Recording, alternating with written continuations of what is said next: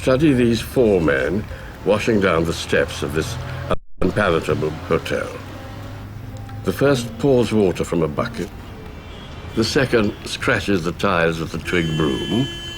The third uses a rag to stop the dirty water down the steps into another bucket, which is held by the fourth. After they have passed, the steps are as dirty as before. But now above the blackened skirting tiles, the walls are freshly and dirtily splashed. The bathrooms and lavatories are foul. The slimy woodwork has rotted away as a result of this daily drenching. The concrete walls are green and black with slime. You cannot complain that the hotel is dirty. No Indian will agree with you. 4 sweepers are in daily attendance, and it is enough in India that the sweepers attend. They're not required to clean. That is a subsidiary part of their function, which is to be sweepers, degraded beings, to go through the motions of degradation.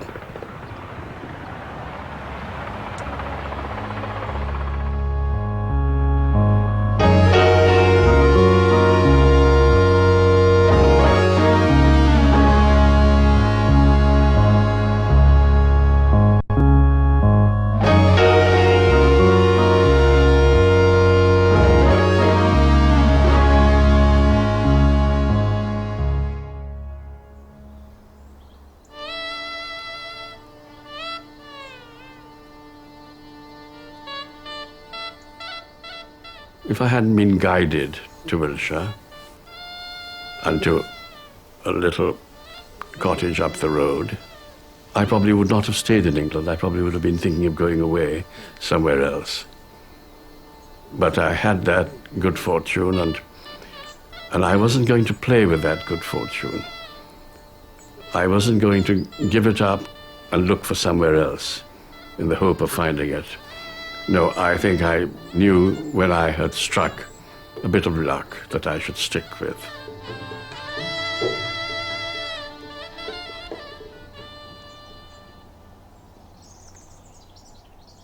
And I often think about all these little things of luck that saw me through.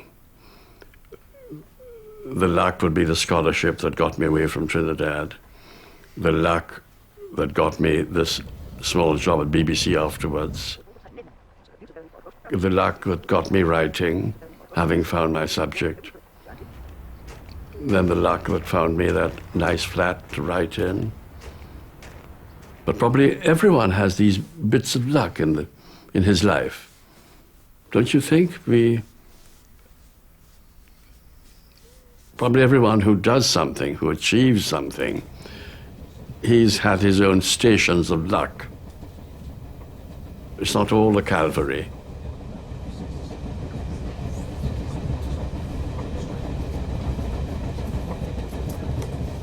At the age of 75, Vidyadhar Suraj Prasad, or V.S. Naipaul, is regarded as the greatest living British novelist. He is equally admired for his non-fiction books and is credited with almost single-handedly transforming travel writing into literature.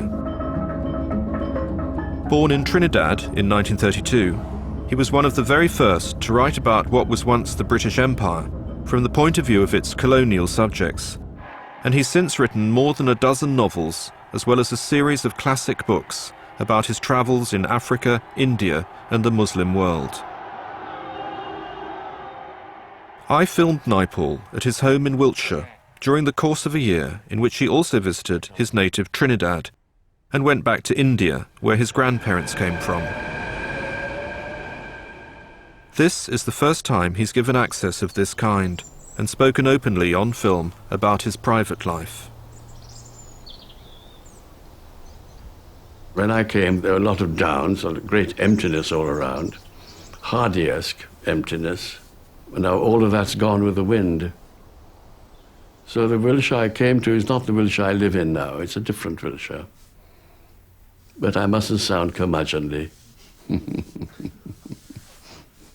Naipaul has acquired a reputation for being prickly, reactionary, opinionated, and self-important. Oh, that's wrong, though. I'm not. It's wrong. It's wrong. It's wrong. It's wrong reputation. I really am I'm a very gentle person, and I try not to create disturbance. And I feel myself that it's not in my power to damage other people or other things, whereas other people can, as it were, damage me. That's what I feel. Sir Vidya, I would like to convey to you the warm congratulations of the Swedish Academy as I now request you to receive the Nobel Prize in Literature from the hands of His Majesty the King. In December 2001, Naipaul became the first British writer in over 20 years to be awarded the Nobel Prize in Literature. There was this very foreign voice saying, "Madam, it is very urgent. I speak to V.S. Naipaul."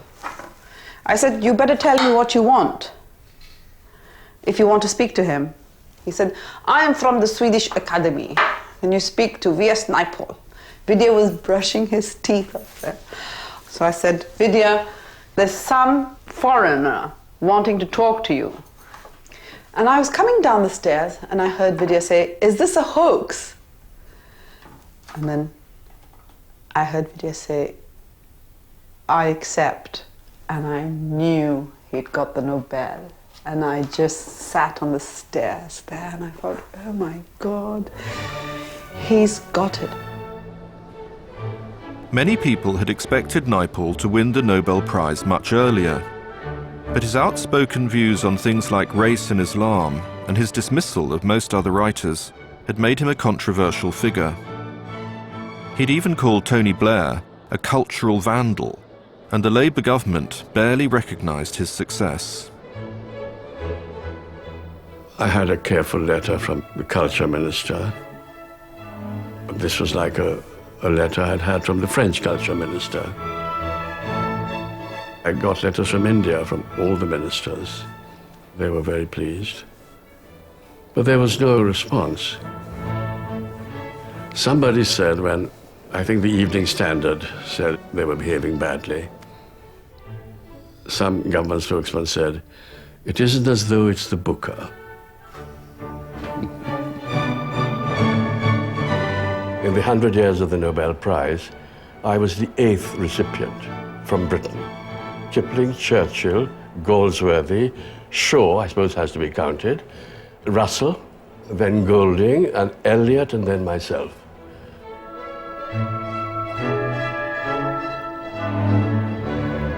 It's a pretty grand lineup. It was not acknowledged by anyone. It was not acknowledged. He got a standing ovation. But for me, I was very sad because for me, Vidya became old on the stage. I saw an old man. Before the Nobel, Vidya was never old. He was feisty, angry.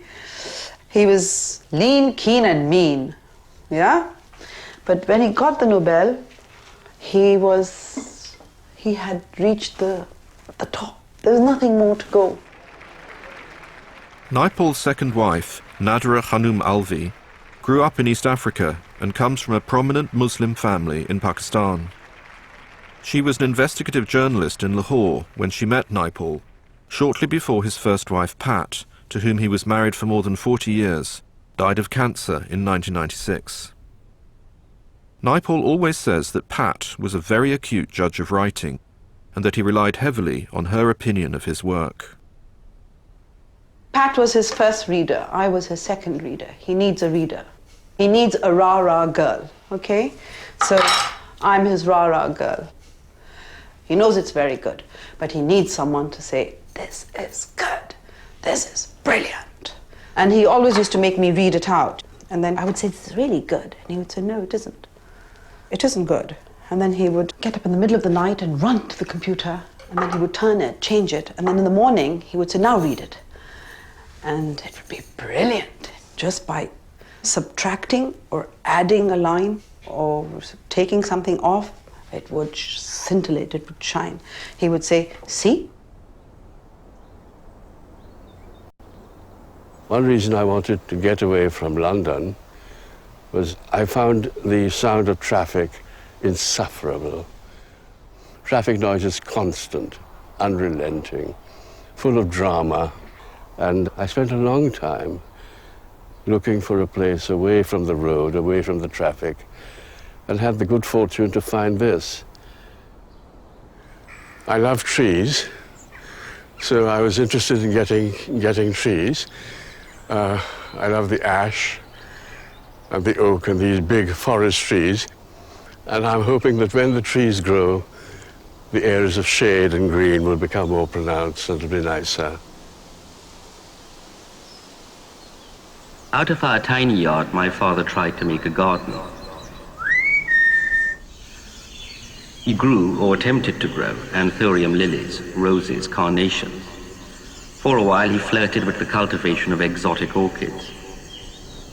I see him now crouching on the ground, critically examining a batch of anthuriums, absently waving goodbye as I set off somewhere with my mother.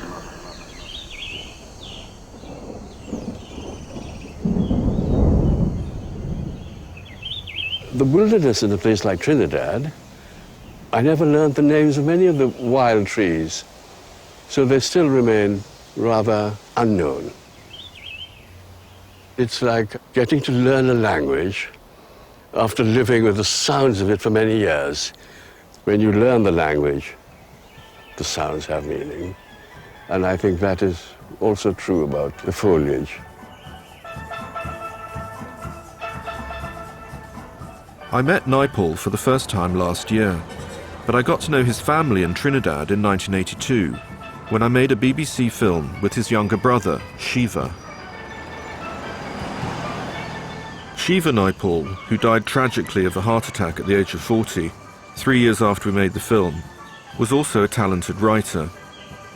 We visited some of the places they'd known as children, including the house they grew up in Port of Spain, where their mother still lived.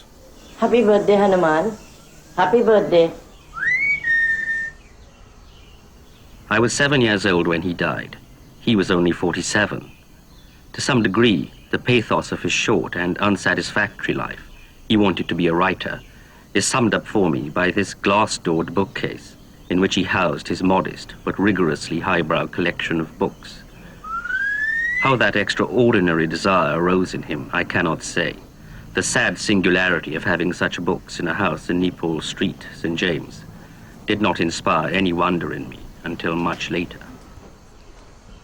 I had approached Shiva rather than his elder brother to make the film, because V.S. Naipaul was a very remote figure who was said to be extremely fierce with people like filmmakers. With your early works, sir? He was also notoriously impatient with any interviewer who wasn't sufficiently prepared. I think you have a very romantic idea of a writer and his audience. Imagine a poor wretch sitting in London at the age of 23, not having money to pay the rent and trying to write. And you think I'm thinking about my audience? I'm thinking about making the work good and finding a publisher. That's what it's like.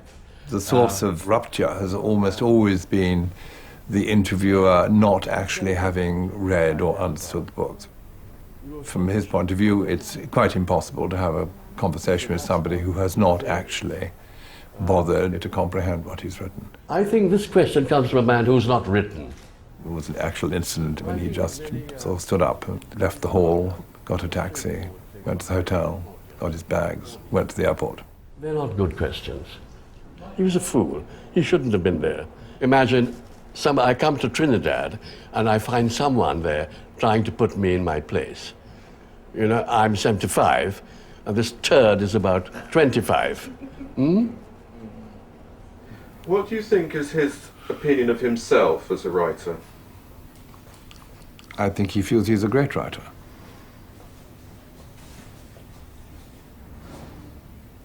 I know he feels he's a great writer.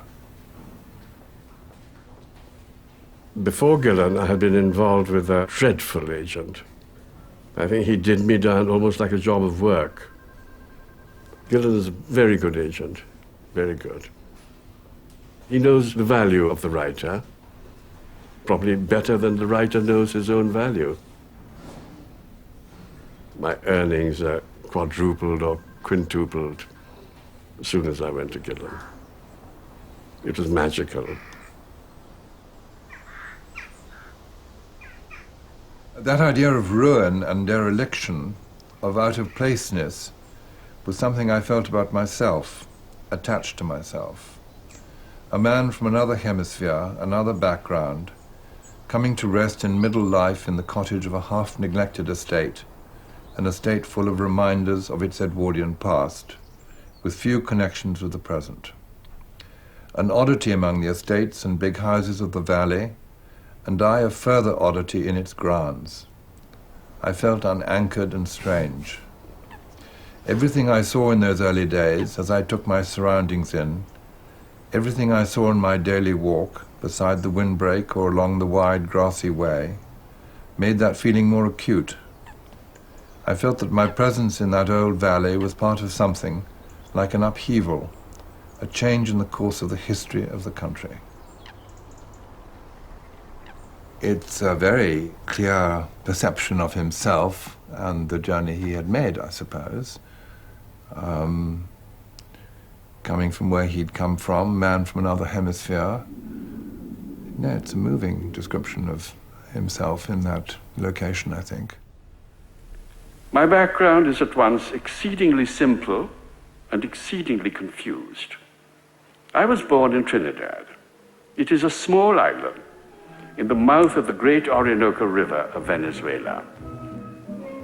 It was developed as a New World plantation colony, and when I was born in 1932, it had a population of about 400,000.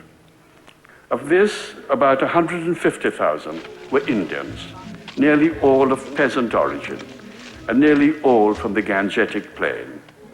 This was my very small community.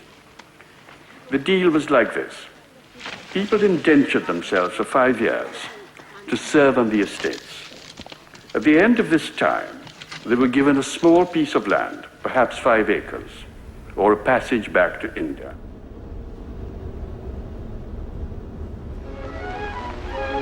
Trinidad is the most southerly of all the British West Indian islands on the Caribbean. On July 31st, 1498, Christopher Columbus first saw the 3 uniform peaks of the Moruga Mountains, and reminding him of the Trinity, he named the island Trinidad. Here also in 1595, the famous English gentleman adventurer, Sir Walter Raleigh of tobacco fame, landed from his ill-starred ship El Dorado in his vain search for gold and treasure. This water is half fresh and half salt. And Columbus thought that was because we are near the Garden of Eden. And the water was running down a slope to the Garden of Eden. So he was that kind of madman.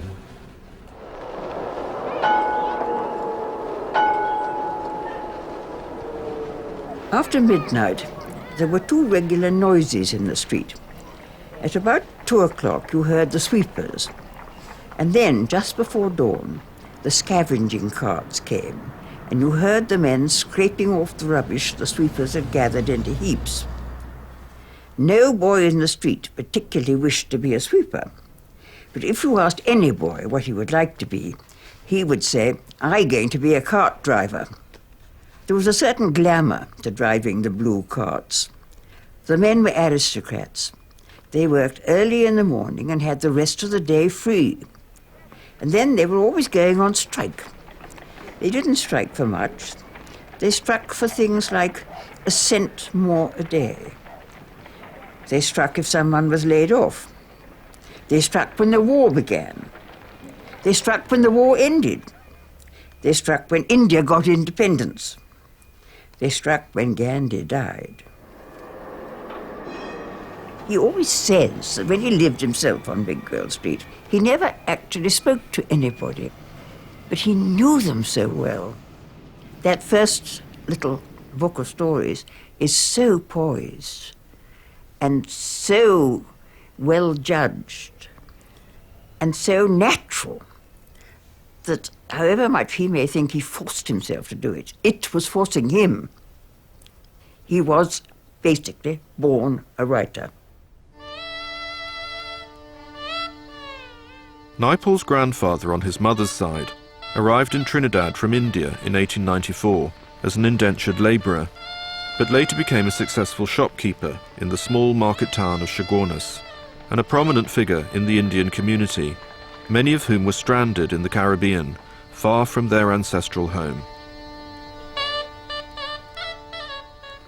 I was born in a small country town called Chaguanas, 2 or 3 miles inland from the Gulf of Paria. My grandmother's house was full of religion. There were many ceremonies and readings, some of which went on for days. But no one explained or translated for us who could no longer follow the language. So our ancestral faith receded, became mysterious, not pertinent to our day-to-day life. We made no inquiries about India or about the families people had left behind. When our ways of thinking had changed and we wished to know, it was too late.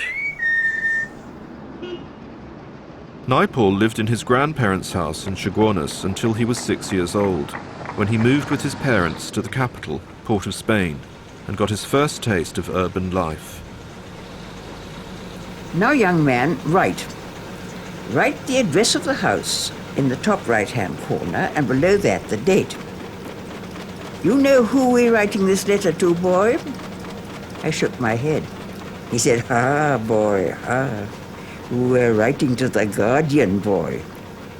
I said, "The Trinidad Guardian? The paper? What, me writing to the Guardian?" He said, "You go write it now. Write. To the editor, Trinidad Guardian. Dear Sir, I am but a child of 8, and yesterday my mother sent me to make a purchase in the city. This, dear Mr. Editor, was my first peregrination, Peregrination, in this metropolis. And I had the misfortune to wander from the path my mother had indicated. I said, 'Oh God, Mr. Titus Hoyt, where you learn all these big words and them? You sure you're spelling them right?' I wrote, and in this state of despair, I was rescued by Mr. Titus Hoyt of Miguel Street. This only goes to show, dear Mr. Editor, that human kindness is a quality not yet extinct in this world." The Guardian never printed the letter. The Guardian was so important because it was the paper on which his father worked. Naipaul's father, C. Prasad, was a journalist who also wrote short stories about life in the rural Indian community, some of which he had privately published. As a child, Naipaul idolized him, and he always said that it was his father who inspired him to want to be a writer. In the 20s, they got an editor from England, and he had an idea that he should have pages about Indian subjects. And this is how my father got roped into the Guardian, as a country correspondent, and then as someone who went and did stories, very wild stories, and I loved all of that. But the stories which he did, apart from his journalistic work for the paper, the stories were what got me started on writing. I admired everything he wrote, but I do that less now. He thought to write about Indian life was really to write about the rituals of birth and marriage and things like that. Whereas if he could have taken just a step or two back from that material, he would have written something more about Trinidad and what was around his characters. He never did. He never did. So his stories are in a never, never land. I owe everything to him. The start and the example of labor. But my attitude towards him now is much more clear-sighted. At which point we'll break for your second record. What's that to be? It's Tchaikovsky's Serenade for Strings. It was the signature tune of a morning program called Morning Melody, if I remember rightly. And this was the record I heard every morning as I was going to school on the local rediffusion service, and it meant that one was a little late. And I'd like to use it on the island to mark the passing of time. Very important.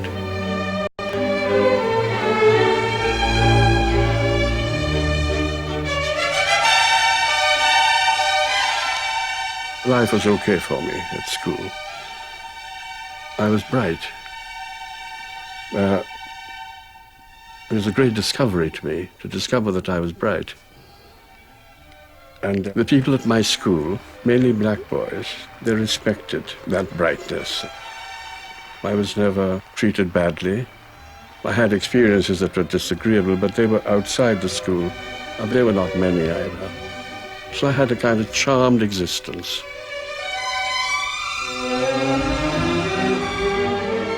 Despite this popularity, Naipaul's school days were overshadowed by the enormous importance of his winning a scholarship that would allow him to study at an English university.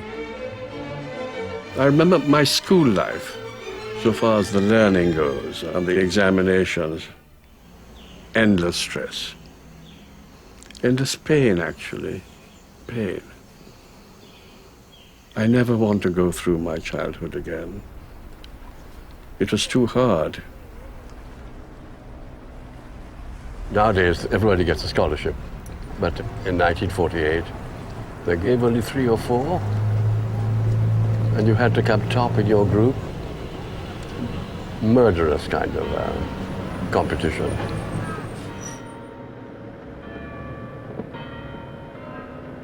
It's said that you swore an oath at the age of 12 that you would leave Trinidad within 5 years.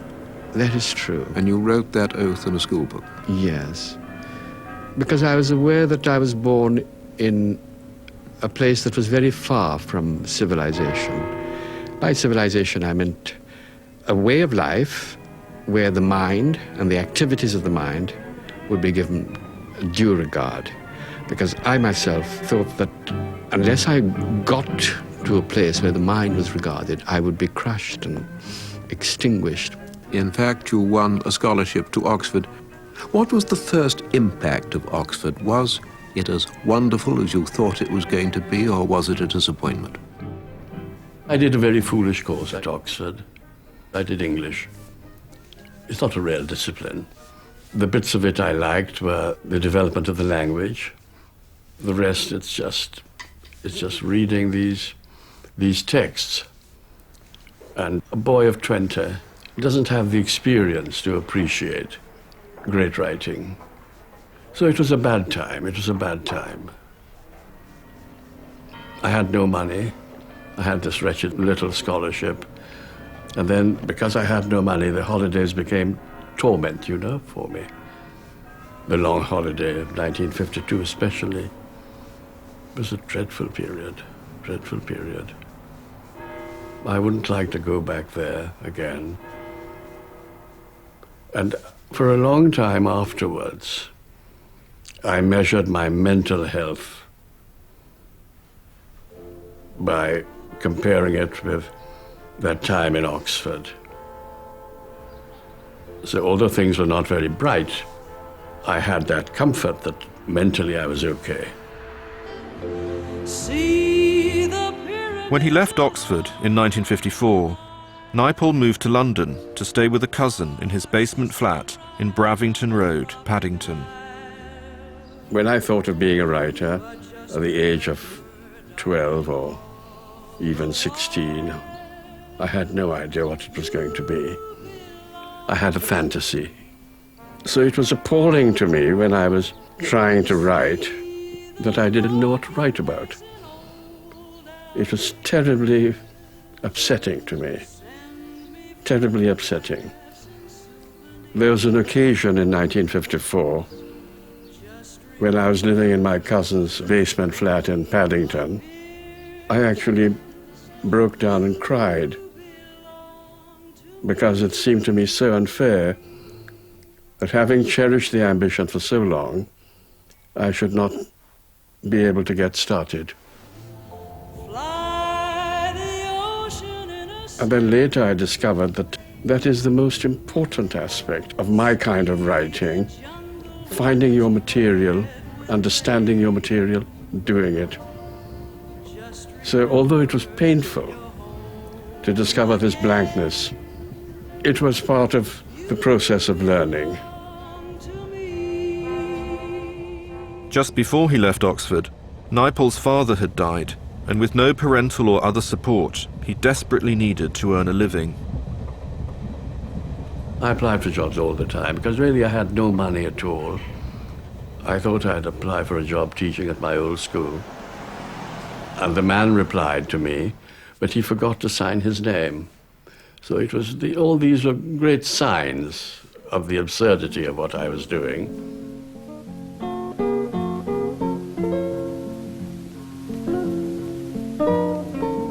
One thing I did apply for was the Swedish Match Company. And they gave me an interview. The Indian branch of the Swedish Match Company called Western India. And of course they didn't want me because they were looking for people with Indian connections. And I couldn't deliver in that way.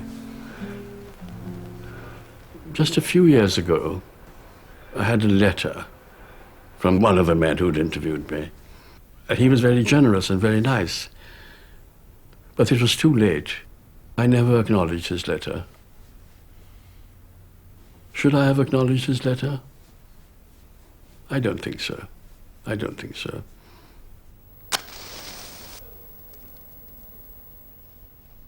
This is Unum Boston introducing West Indians in Britain. First of all, here is Larry Constantine, the world-famous cricketer. Larry used to be just a summer visitor, but when the war began, he became a welfare officer to the Ministry of Labor. Hello, everybody. This is Larry Constantine.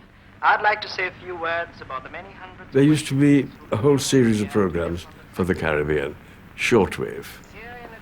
Now, the thing was that those programs could hardly be heard. Shortwave, you know, was a kind of joke. But at this stage, they were recording and then sending them out, and they were being played by local radio stations. Naipaul's big break came in December 1954, when he was asked to edit a radio program about writing on the BBC Caribbean service. It was an extraordinary piece of luck, because without that, heaven knows what would have happened. One program was Caribbean Voices about writing. That's the one I was connected with. And there were other things about life in London and little 5-minute pieces. So in addition to my voices work, I could get a little extra money from these other programs. So it all helped, it all helped.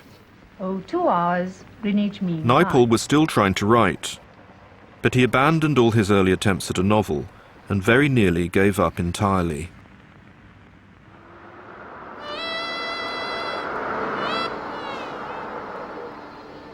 After midnight, there were 2 regular noises in the street. At about 2 o'clock, you heard the sweepers. And then, just before dawn, the scavenging carts came, and you heard the men scraping off the rubbish the sweepers had gathered into heaps.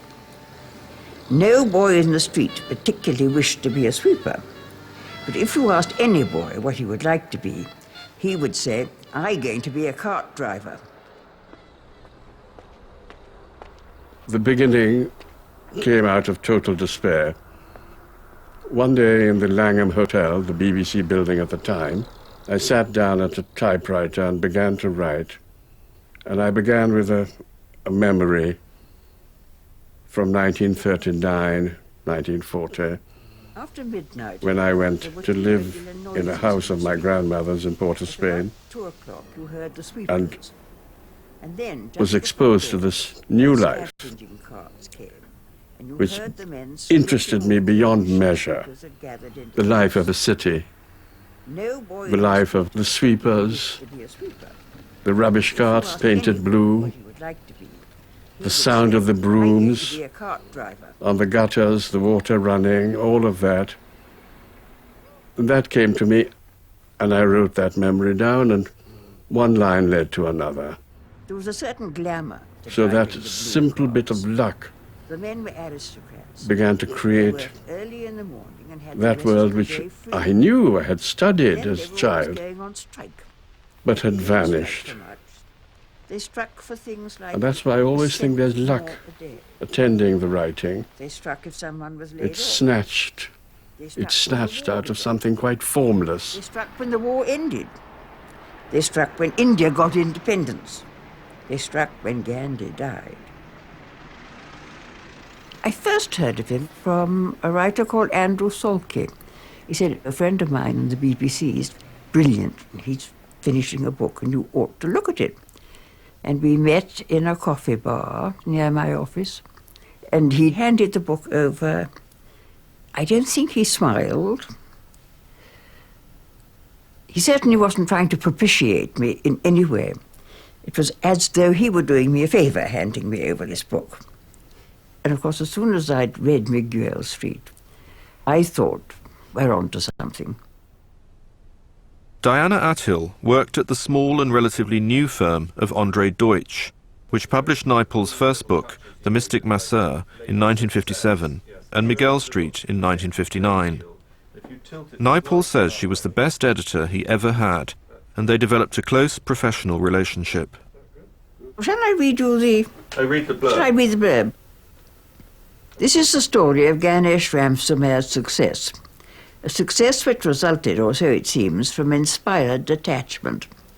Achievement was not something at which Ganesh aimed, but something which happened to him in oblique and unexpected ways, often appearing at first sight like a setback, but always advancing his career.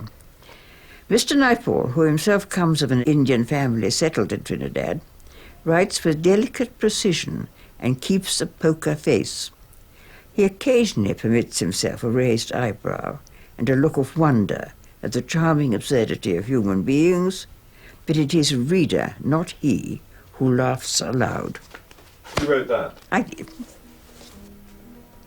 I wrote all the blurbs, yes. I think that's very accurate, too. He was still working at the BBC and living a sort of bed-sitter life in London. I thought a little solitary figure, because he always said I about anything he was doing. He never said we. And I went to a party where he turned up with this quiet-looking but rather pretty girl. And I thought, oh, good, Vidya's got a girlfriend. So the next time I met him, I said, who was the girl you were with at the party? And he said rather haughtily, my wife, of course. I thought, oh. Naipaul met his first wife, Patricia Hale, when they were undergraduates together at Oxford. Pat was reading history, and after they married in 1955, she became a schoolteacher. Naipaul later said that he and Pat were both sexually very inexperienced, and the marriage was a physical failure. They never had children, and in an interview with The New Yorker in 1994, Naipaul admitted that he began visiting prostitutes in the late 1950s.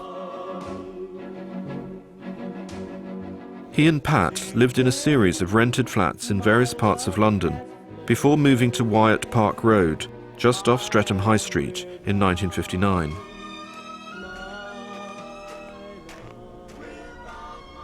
I had an extraordinary bit of luck. I saw an advertisement in the New Statesman, for which I was reviewing at the time, a flat in South London, very quiet street. The whole of the upper floor, with a view of the school grounds at the back. So it was perfect. And I could do my writing there. So it was a blissful time for me.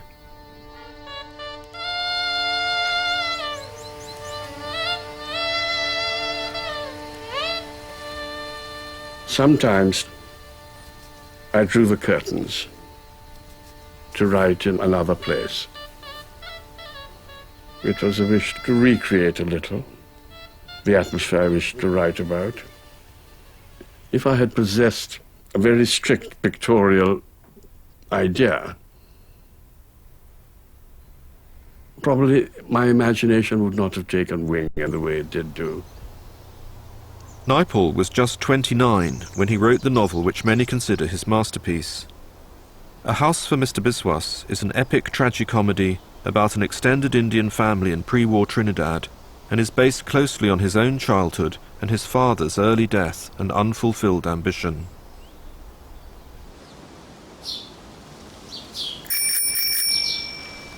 Mr. Biswas said, "Boy, get me the Collins clear-type Shakespeare and my pen." Anand climbed over the head of the bed and got the book and the pen. For some time, Mr. Biswas wrote. Blasted thing, blot like hell, but still, read it. Anand read, "I, Mohan Biswas, do hereby promise my son Anand Biswas that in the event of his winning a college exhibition, I will buy him a bicycle." Mr. Biswas said, "I think you'd better witness it." Anand wrote the latest version of his signature and added, "Witness," in brackets. "All fair and square now," Mr. Biswas said. "Just a minute, though. Let me see the book again. I think I left out something." He took the Collins clear-type Shakespeare, changed the full stop of his declaration into a comma, and added, "War conditions permitting." He'd always had, right from the beginning, a very good reception. Reviews were good, everybody thought highly of him. He didn't make much money, but Biswas, he broke through it, sold very well, and everybody loved it. And really, it's his tribute to his father. And his father's eventual modest triumph in that he had made enough money to build his own house and to launch his own family into middle-class success. The bookcase had been made at Short Hills by an out-of-work blacksmith who'd been employed by the Tulsis as a cabinet maker. He revealed his skill in his original craft in every bit of wood he had fashioned, every joint he had made, every ornament he had attempted. And the dining table, bought cheaply from a deserving destitute, who'd got some money from the Sentinel's Deserving Destitutes Fund and wished to show his gratitude to Mr. Biswas. And the Slumber King bed, where he could no longer sleep because it was upstairs and he had been forbidden to climb steps, and the glass cabinet, bought to please Sharma, still dainty and still practically empty, and the Morris suite, the last acquisition. It had belonged to the solicitor's clerk and had been left by him as a gift. And in the garage outside, the prefect. But bigger than them all was the house, his house. How terrible it would have been at this time to be without it, to have died among the Tulsis, amid the squalor of that large, disintegrating and indifferent family, to have left Sharma and the children among them in one room, worse, to have lived without even attempting to lay claim to one's portion of the earth, to have lived and died as one had been born, unnecessary and unaccommodated. I was very fortunate in having someone to encourage me, who would say, "But you know, this is good. Follow that up, follow that up." So I was fortunate in having that kind of help from my wife. She'd come home, and I would read to her what I had written. And it was because of her judgment I knew that the book was really a very good book. So that was part of my luck. But I was amazed, really, to discover that suddenly, without looking for it, I was doing the big book, which I thought I should do much later. It was so strange. I thought I would do a book about a man's possessions at the end of his life. My father had a few pieces of furniture of his own. He had a hat rack. He had a rocking chair, I think. So it was very strange. This book began with an attempt to describe these pieces of furniture very carefully. and it became something else.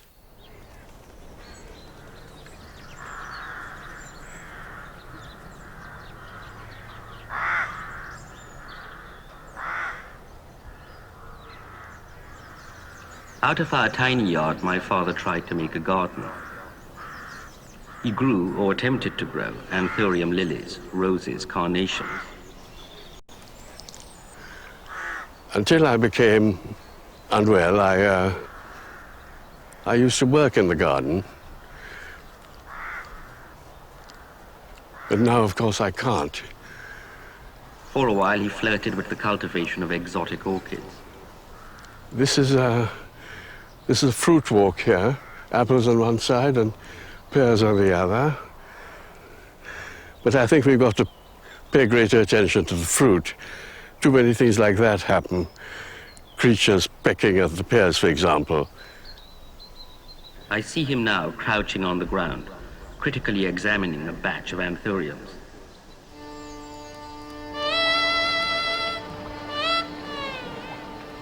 I was 7 years old when he died.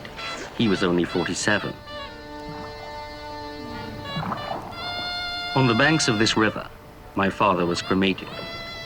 The rite was performed on or near the spot on which I now stand. I remember how the flames leapt up from the pyre. I remember his short and unsatisfactory life. It was his astonishing metamorphosis which made it possible for me to be what I now am. His metamorphosis and my mother's resilience.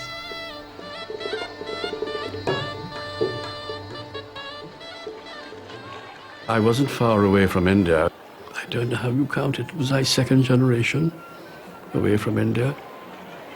I was very, very interested in India. I knew nothing about the culture, but I had an idea that there was an old culture, and this mattered to me. Naipaul's family left their villages in northern India for Trinidad just over a century ago, and he himself grew up in a very different society.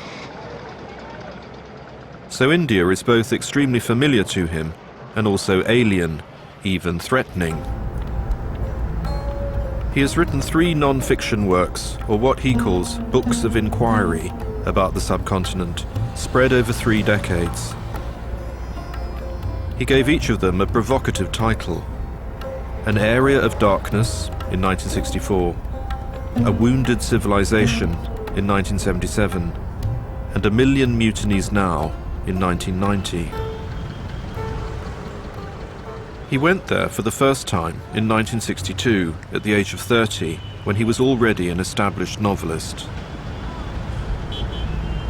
I was extremely proud of my Indian ancestry, and I wanted to go see what I could do as a writer. And India was very wounding to me. Everything was frightening. It was alarming, the sights of the street. We just passed these people squatting there, you know, women and children, etc. And I always put myself in their place. I never established a distance, and so I really suffered. After the success of A House for Mr. Biswas, Naipaul used his own money to spend a year in India with his wife Pat, and their stay produced his first book, An Area of Darkness. I called it An Area of Darkness because there had been published a book by, I think, an English woman poet about Scandinavia.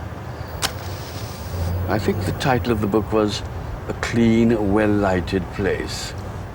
So that was in my head. And I think panic drew the form out of me.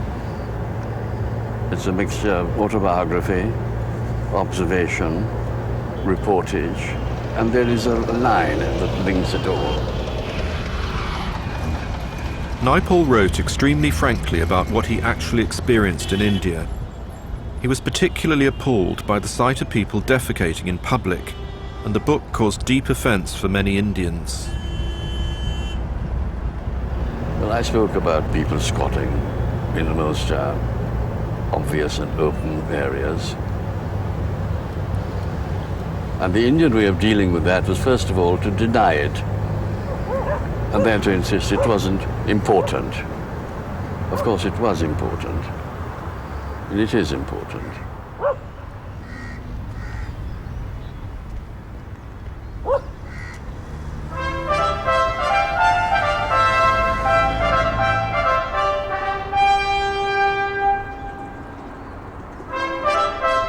I got letters from India, from all the ministers, all the people there. They were very pleased. When Naipaul won the Nobel Prize in Literature, India was able to claim him as its own. There had only been one previous Indian recipient, the great Bengali poet Rabindranath Tagore, in 1913. Attention please. Train with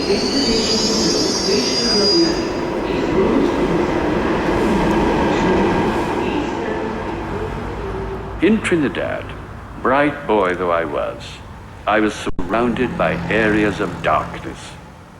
School elucidated nothing for me. I was crammed with facts and formulas. Everything had to be learned by heart. Everything was abstract for me. With my limited social background, it was hard for me imaginatively to enter into other societies or societies that were far away. Very nice, very nice. When I became a writer, those areas of darkness around me as a child became my subjects. The land, the colony, the history of the colony, India, the Muslim world, to which I also felt myself related, Africa, and then England, where I was doing my writing. That was what I meant when I said that my background, the source and prompting of my work, was at once exceedingly simple and exceedingly complicated. 45 years after he first went there, Naipaul is still an outsider in India, and the country itself has changed almost beyond recognition. May we remind you that smoking, eating and drinking is not permitted anywhere on the Delhi list. It just shows it can be done with a new tool, you know. The people are responding to it. I think they're trying to match this with their own behavior, or trying to match their own behavior to something like this. Please vacate seats for the physically challenged, senior citizens and ladies. It's a village where everything is crowded together. It's a huddle. And this is the kind of building that would go up because the builders would say, it's a poor country. We can't do more.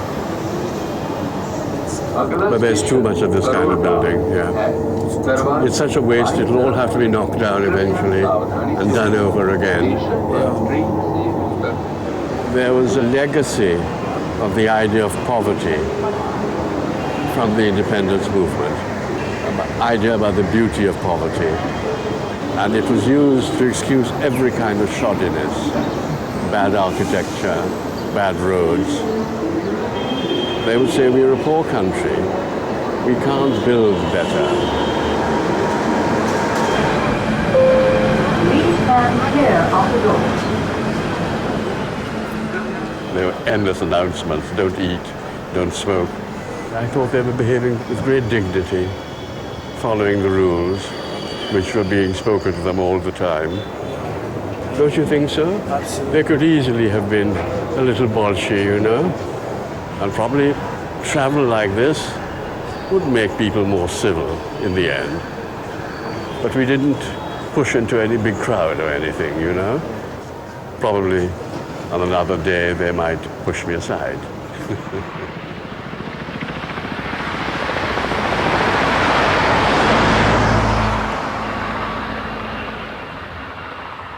Before he went to India in 1962, Naipaul gave up his London flat, and he didn't manage to settle anywhere else for the rest of the decade. He finally found a new home in England in 1970, when he and Pat moved from London to rural Wiltshire on the edge of Salisbury Plain. They rented a small cottage in the grounds of an old Edwardian estate, and the move marked the beginning of a highly productive period in his writing. Although he travelled widely and even lived in Africa for a year, Wiltshire was the base to which he always returned. He says he became happy as soon as he and Pat moved into Teazle Cottage, but privately he was still frustrated and unfulfilled. I was always slightly jealous of people who told me they were getting married and spoke with excitement, because that hadn't happened to me. My relationship with my first wife, Pat, was never passionate. I always felt that as a lack. It was a dry relationship. It was very dry. It was very dry. It was redeemed by this literary side, the judgment.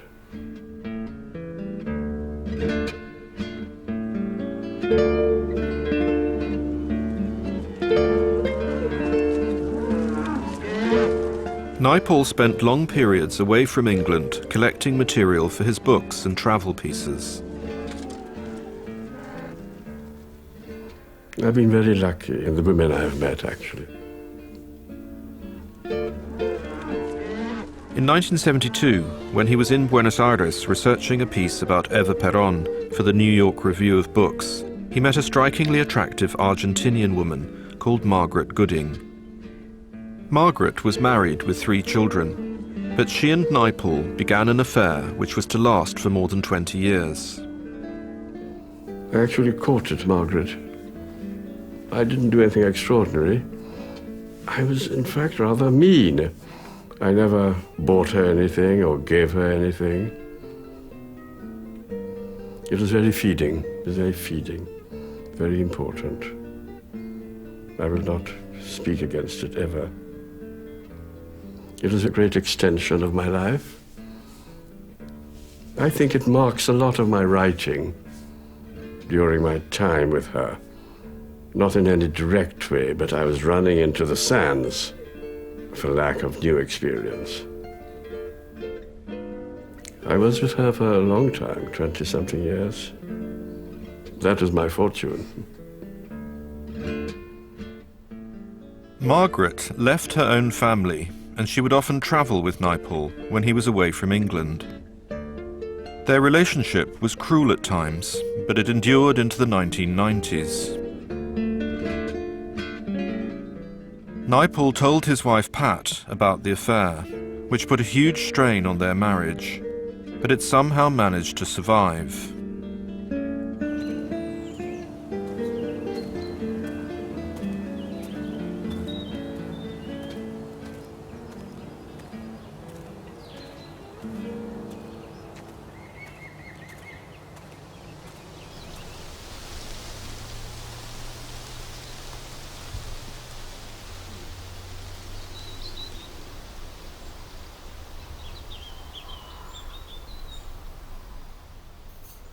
There's a difference between the writer and the writing. The writer is a man, right? The man and the writer are 2 different people. Some people absolutely would hate Vidya, but cannot fault the writing, love the writing. Yeah? Some people probably loathe the writing, but they love the man. Vidya has been in the cold for so long, it doesn't matter to him. But the sad part is that they all squawk like headless chicken. After a while, they're saying the same thing. So my dear husband does have a gift of prophecy, but like Cassandra, he's never believed till it's too late.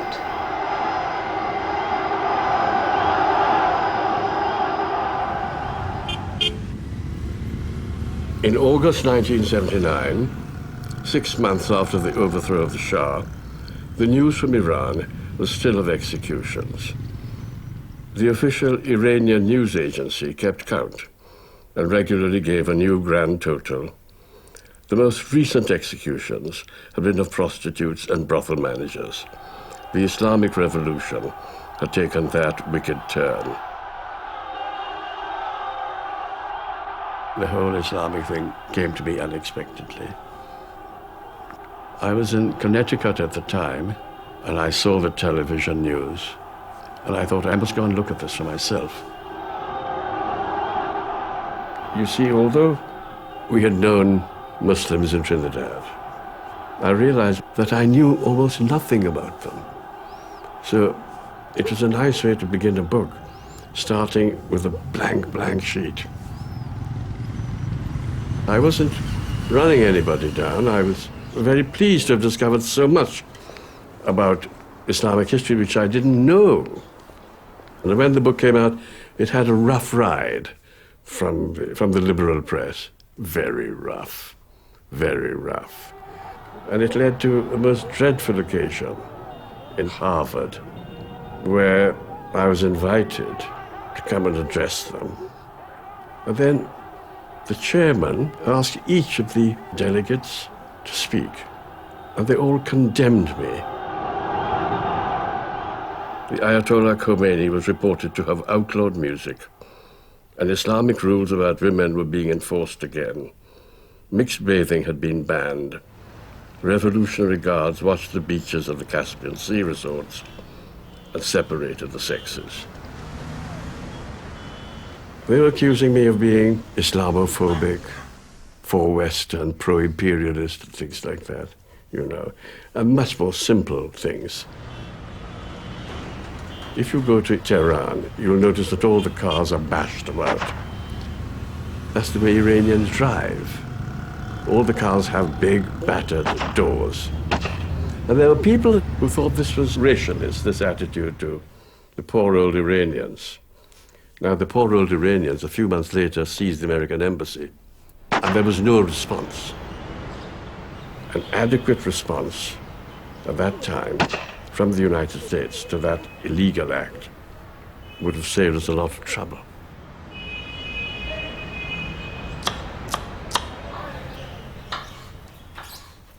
Vidya is misunderstood by the sense people do not read him.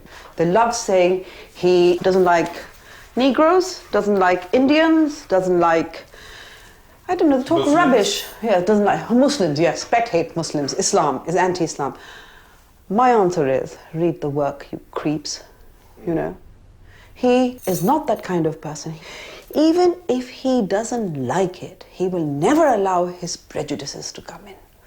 That is something I really admire. Because honestly, somewhere along the line, you are prejudiced to a certain degree. You know, you can sort of push it back, but a little bit will always filter in from somewhere, you know. But not with Vidya.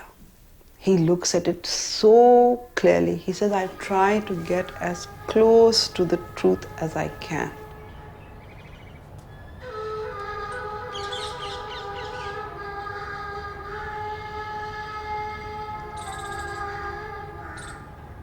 The prototype of this is in Isfahan. Yeah. It's really an Iranian building. These Mughal structures require a lot of space.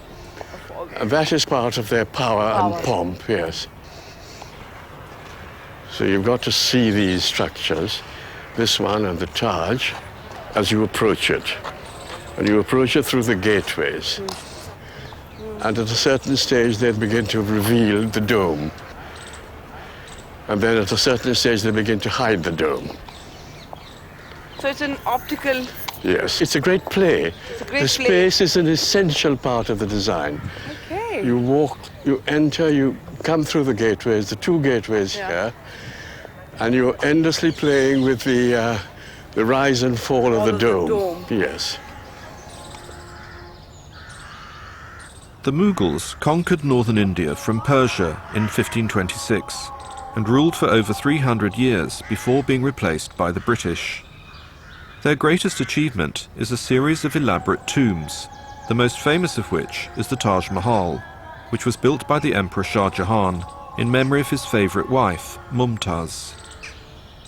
This is the tomb of the second Mughal emperor, Humayun, who ruled India in the mid-16th century. The story is that he fell down the steps of his library, Mughal steps being what they are, rather steep. But the question that arises in my own mind is, what kind of library would that man have had? Not a library in our sense. This empire, which could do this, had no printing.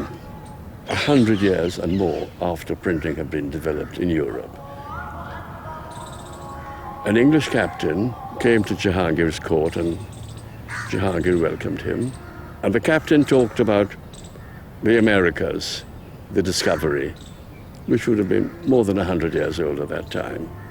Jahangir refused to believe him, thought he was a joker. So if you ponder this building and all that it contains, you will get very depressed about the condition of India. It's a tremendously rhetorical way of going about building a tomb. Showing off, telling the local people that they're finished. But India is a funny country. You tell the local people they're finished, and indeed they are finished, but they love being finished. They rather enjoy this kind of history. They love their rulers, except the British. They love everything that came before the British. And I think they do that because the British allow them to say it and don't rough them up when they say it.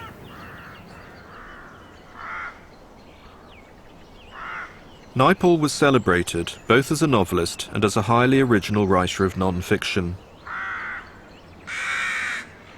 He wrote his books in Wiltshire with the guidance of his wife Pat. But in 1989, Pat was diagnosed with cancer. After undergoing surgery, she was in remission for 4 years, but the cancer returned and she died 3 years later. He met his present wife, Nadira, in Pakistan, shortly before Pat's death. He told me everything about his life. And I was really taken aback when he looked at me and said, you know, I'm a very passionate man. And I thought, you know what? Passionate, passion, you. And then he also was looking for someone to listen to him. And he told me that Pat was dying and that his life was an emotional wilderness, that he had been in an emotional wilderness for years. Did he tell you about Margaret? Yes, he just said that it was over long, long ago. But he carried it on because it was convenient, and now he didn't want her in his life. He was never going to marry her. Because I asked him once, I said, would you have married her if you hadn't met me? And he said, no. But then he looked at me and he said, you know, I was very lucky. You were part of my luck. I was so lucky to find you.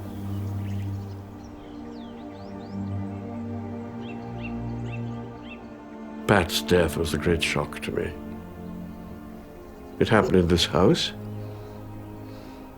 It was winter. And I would get up and walk in the dark and come back, and the house would still be a dead house. It was very upsetting. She behaved very beautifully, of course, in these last days.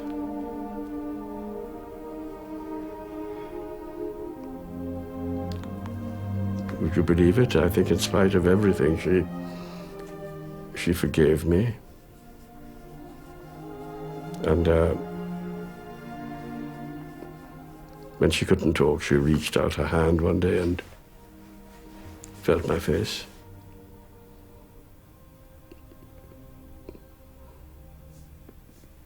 And before that, she'd said, comforting me, extraordinary, she should try to do that. She said, these things happen. I think that was, beautiful. I suppose a lot of what happened immediately afterwards can be explained by this. I suppose so, but I'm not seeking to explain or defend or make less bad than it is. Breaking with Margaret,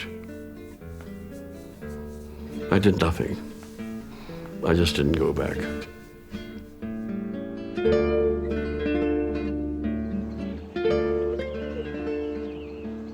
Vidya rang up in the middle of the night, asking me to come to the hotel. And I said, I can't. I'll come in the morning. I'm not coming now. It's 3 in the morning. So when I went in the morning, I saw Vidya at about 8:39. He was in the same clothes that I'd left him. And he looked completely wild. And he looked at me and he said, "I haven't slept all night." And I said, "What's happened?" I thought something had happened. And he said, "Will you consider being Lady Naipaul one day?" I said, "Are you asking me to marry you?" He said, "Yes." He knew Pat was dying. He knew it was only a matter of time. And Pat died in January. I came in February. And we got married April 15th. We will be married for 12 years. It happened very quickly, actually. I wasn't expecting it at all. I was quite surprised. Such understanding, so late in one's life. I feel a little guilty about it because the age difference is too much, isn't it? She's 20 years younger. That means more and more as you get older, you know? Darling, come and look at this. Look at this. Oh, look at that, darling. Darling, look at that. He's a wild snake and he's not even biting. But you could smell a snake. I could smell a snake. He could smell a snake. Yes. And then I became upset about the way they were treated. And the recent fashion news is horrible, horrible, horrible. Of skinning them and using I've become a kind of fanatic about animals. I love them all. And I hate cruelty to them. And the brutality towards animals in a place like India is wickedness, lack of education, but wickedness, I think wickedness. Wickedness. Oh, darling, look at that. Look at the Nilgai baby. Oh. I grew up in a kind of brutal way, living with brutality towards animals all around rather than thinking that's the way it is. But now it upsets me. Look at that. Look at that. Look at that. They're all coming to you. Look, very happily. Why is this one crying? I think attention. Attention. They love people. It's so strange, isn't it, that animals are so important in Indian iconography. The Ganesh, the innocent god, and these terrible things happen to animals. When I was a child, I didn't think about these things. I just fell into the way of thinking that this is how it is, you know? I actually had no idea of a pet. Nadra thought there should be a kitten and brought Augustus a little scrap of energy and terror, really, a very frightened creature. And as soon as he felt my hand, he changed. And he became the master, began walking all over, you know. And I took great pleasure in just looking at him. I still do. Augustus, as you know, undid the Republican institutions of Rome, created an empire.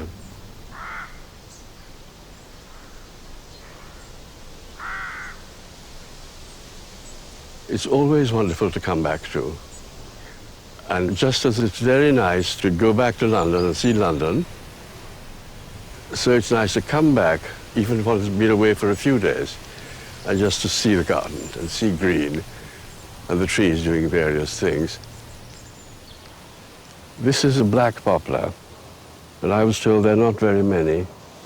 And I don't know why it's black poplar. Is it that strange bark there? It's like lava. And they create this slightly metallic sound, which again is strange. The sound of leaf on leaf. And you know that when they rot away, each leaf reveals a skeleton, a lovely skeleton, showing you the lines of life.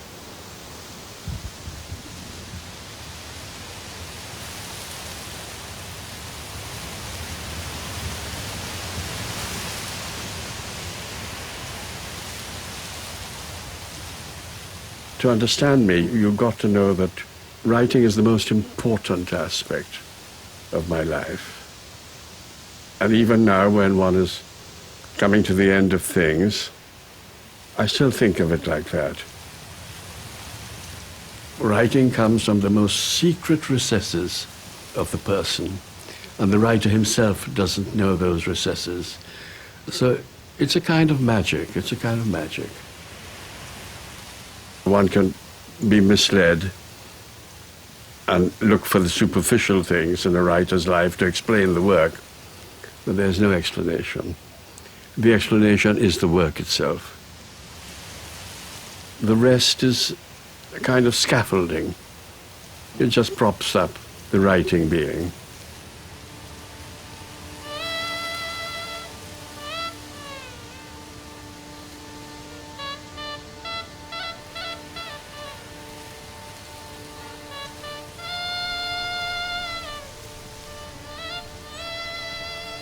I often think about all these little things of luck that saw me through.